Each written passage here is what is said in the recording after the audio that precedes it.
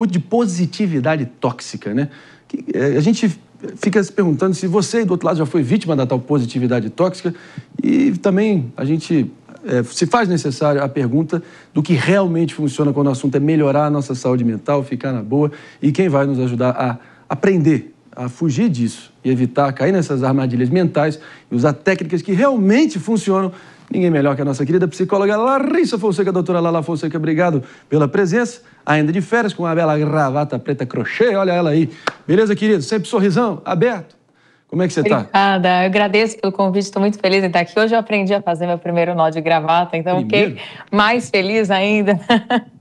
Tá bonito, tá bonito. Mas fala pra gente aqui, pelo seguinte, primeiro definir aqui para estabelecer a nossa premissa 001, antes da gente mergulhar nessa discussão tão importante, tão corrente, que é a positividade tóxica. Define aqui pra gente e o que realmente funciona para neutralizar isso. Vamos lá, André. É o seguinte, né? A gente tem um excesso, tem pessoas que têm um excesso de positividade que acaba sendo muito perigoso, porque quando a gente quando a gente só é positivo, é algo, mas muitas vezes a gente está sendo positivo de uma forma que a gente está negando uma parte que existe dentro da gente que precisa ser confrontada para ser melhorada. Então, o pior é eu querer que o outro acredite que eu só tenho pensamentos bons e aí eu vou ser gostado pelas outras pessoas. Então, mostrar uma imagem que não é a minha ou realmente vivenciar isso como se estivesse colocando debaixo do tapete. A gente tem aqui Nietzsche, que fala que uma coisa é o pensamento que a gente tem, outra coisa é o que a gente faz com ele, as nossas atitudes em relação ao que a gente pode transformar, e o comportamento está muito além, inclusive. É isso aí, irretocável, bem didático. Só pedir encarecidamente para a minha diretora Helena liberar aqui o pontinho, muito obrigado, e vou contigo já, Diogo da Luz, para ficar à vontade para engajar aqui no debate. Eu queria entender um pouco mais o que é essa positividade tóxica. Quer dizer, o otimismo. Eu vejo algumas pessoas que, mesmo diante do falecimento de parentes, de dificuldades grandes que aparecem, estão sempre sorridentes. E me passam sempre a impressão boa, de pessoas que sabem encarar algo de bom. Seria isso? Eu queria entender um pouco mais essa positividade tóxica. Por exemplo, ao invés de a gente repetir uma frase, vai dar tudo certo, talvez, quando a gente tem uma dificuldade, a gente pode olhar e falar assim, o que eu posso fazer para lidar melhor com essa situação? É o colocar debaixo do tapete mesmo, Por exemplo, ter uma perda na família é saber compreender os dois lados e não simplesmente olhar e falar assim, era para ser assim, tinha que ser dessa forma e vamos para frente, vamos tocar o barco que tinha que ser assim.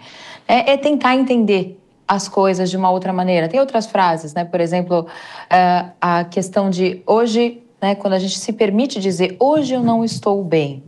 Isso também ajuda a gente a evitar que a gente não se força a aparentar uma coisa que não efetivamente é. A gente pode sorrir, sim, o nosso cérebro vai entender que a gente está mais feliz quando a gente está sorrindo, mas quando você está forçando a barra, eu acho que está muito relacionado com isso. O sorriso, ele ajuda a gente a ficar mais feliz e a gente precisa desenvolver essa felicidade dentro da gente, mas às vezes tem algumas frases que a gente efetivamente fala que pode nos ajudar de uma outra maneira. Por exemplo, hoje foi um dia difícil, mas eu agradeço por ter conseguido superar até aqui, sem invalidar essas dificuldades. Dá para entender dessa forma?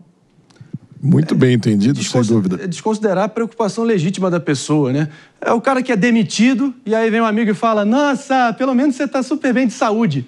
Pelo amor de Deus, Você entendeu? Ou era para ser dessa forma, A gente colocar acredita no destino, amigo. Questões, exatamente, era para ser assim, bola para frente. Você está ignorando ou você está fazendo com que a pessoa coloque debaixo do tapete e muitas vezes sinta mais angústia, porque assim, o que acontece? Quando a gente olha sobre esse viés, a gente fala assim, nossa, mas a outra pessoa está lidando tão bem com isso, Será que sou eu que estou sofrendo demais? Então, às vezes, a gente precisa confrontar e lidar com a verdade. Se você não tem nada para falar, não fale. Mas, às vezes, a gente tem algumas questões que talvez possam ajudar a outra pessoa a refletir um pouco mais sobre isso, ou oferecer um ombro amigo. Enfim, tá ali para dar um suporte, Mas nunca colocar debaixo do tapete. Já pensou, o sujeito ali perde um ente querido e aí vem aquele mala que vem falando assim, nossa, acredita no destino, tudo tem uma razão para ser. O sujeito está no luto ali, destruído e vem com esse papo de não acredita, tinha tudo uma razão. Então, acho que mora aí essa positividade tóxica, não é isso?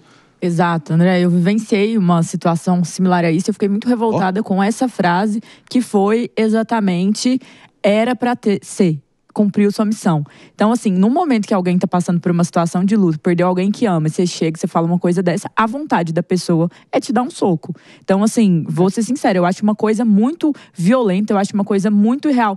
Eu tenho pessoas próximas que numa situação de perda falaram, era pra ser. Mas essa é uma dor delas, é a vivência delas. Quando vem uma pessoa super high, o mundo querendo só ter coisa positiva, eu acho que ela quer te imputar uma obrigação de ser otimista, de ver o copo cheio sempre. Eu acho que o ser humano tem que ser livre para ser um fracassado, para sentir suas dores, né? O Fernando Pessoa, em uma de suas passagens, tem: ora, são todos uns príncipes na vida, nunca falharam em nada. E eu acho que é bem isso o que a positividade tóxica traz, que é uma obrigação na sociedade de você negar as suas emoções negativas, de você negar as suas dores, de você negar os seus fracassos. Não é você aprender com eles, não é você trabalhar eles, não é você aceitar. Mas existe momento para fossa na vida? Óbvio que existe. Existe momento para alegria. A vida não é só ser alegre, ficar sorrindo, né? A vida não é um morango, por assim dizer, como diz o ditado popular. E tem gente que, quando você tá numa situação de dor, quer que você seja alegre. Ninguém tem que ter essa obrigação. Mas eu acho que se você continuar trabalhando assim, você vai atrair. Tô nem aí pra sua opinião, meu anjo. Tipo assim, as pessoas precisam ter liberdade de sofrerem também. E na nossa sociedade hoje, as pessoas não têm mais liberdade de sofrer, de ter seus sentimentos negativos, de carregar suas dores. As redes sociais obrigam todo mundo a estar feliz, estar alegre sempre, e tem que passar isso pro outro também. Particularmente, acho isso um saco. Vamos aplaudir de pé. Cadê Glauco? Brincadeira. Tem um escritor recente, ele afirmou, o nome dele é Rafael Montes, que só tem pensamentos bons. As pessoas que só têm pensamentos bons são perigosas. Ele é autor de uma série chamada Bom Dia, Verônica, que está em alta na Netflix, e Uma Família Feliz, que ele diz, né, que efetivamente assim, as pessoas elas tentam mostrar uma imagem do que elas não são de verdade. A Universidade de Colorado fala pra gente que afirmações positivas podem ser até alguns mecanismos de defesa, né, que a gente reforça positivamente uma visão geral da gente, o nosso valor próprio, a nossa capacidade de enfrentar essas situações difíceis. Mas ficar sempre naquela good vibe, forçando todo mundo a ser dessa forma, isso é tóxico. Eu vou até me aventurar aqui, Diogo da Luz, porque você pode até projetar essa história toda para a geopolítica global, a história da guerra. Tem um conceito, né, que é usar o óculos cor-de-rosa, o otimismo em excesso, é você subestimar as tendências malignas do seu oponente, fingir que tem nada acontecendo, fingir que está tudo bem, e quando você menos espera, vem o bote da jararaca e você acaba se ferrando. A história é recheada de exemplos assim. É aquele que não vê a realidade, né? Que acha que tudo é flores, não sei o quê. E às vezes eu me pergunto se não vê de verdade ou se finge que não vê. Agora, uma coisa que me incomoda muito, eu queria te ouvir um pouco sobre isso, Lala. É aquela pessoa que quando a gente tá triste ou eu vejo alguém triste próximo, eu falo assim, não fica triste não. Como se eu tivesse triste ou a pessoa tivesse triste porque quis estar. Eu acho que quem fala não fica triste não é o que vai resolver a nossa vida, né? São frases assim: tudo acontece por uma razão, poderia ser pior, o que não te mata te fortalece, pense positivo que tudo vai melhorar. O que a gente está falando com essas frases? A gente está falando muito mais da gente. O que eu diria para você, Diogo, é o seguinte: essas pessoas elas não conseguem lidar com o fato de que existe dor. E quando ela vai se confrontar com esse sentimento, aquilo é doloroso demais. Então ela já bloqueia e já afasta. Então ela não consegue lidar com esse lado dela. A gente continua com o teu raciocínio, me perdoa pela interrupção, só para que eu manter aqui a coerência e seguir adiante aqui, me despedindo de todo mundo que nos prestigiou pela Rede Jovem Pan de Rádio Morning Show. Volta para vocês amanhã. Valeu! Agora sim. Ossos do ofício. Vai que é sua, Lala. Desculpa pela interrupção. Então, assim, a gente precisa aceitar a existência do pensamento negativo e esse excesso de cobrança que vem da dificuldade de a gente aceitar as coisas ruins. Talvez essa pessoa não seja a melhor pessoa para você conversar sobre questões da vida ou sobre angústias, porque essa pessoa não consegue entrar em contato com as próprias dores, ela já afasta, né? Ela tem as próprias inseguranças, os próprios julgamentos, as próprias dores que ela não consegue lidar. Então, ela já, de uma certa forma, repele, ela não quer entrar em contato. Pelo menos, eu falo por mim, veio aqui pelo menos uma, talvez duas pessoas ali que eu conheço, não tão próximos, que encarnam essa descrição que você acabou de fazer, que a gente acabou de juntos fazermos aqui, né? Jess, você tem alguém? Ah, não. Eu conheço muitas pessoas que são… mala?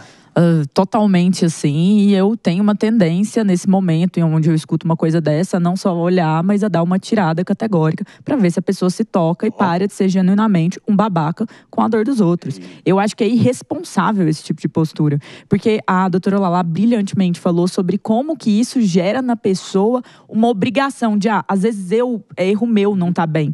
Não, gente, todo mundo tem direito de não tá bem. Você quer mais uma palma? Não é possível, meu. Todo mundo tem o direito de não estar bem. Todo mundo tem. Eu sei que você gosta da palma do Raul Gil. Vamos lá. Eu nem pedi, mas vai. Querendo me fazer positiva.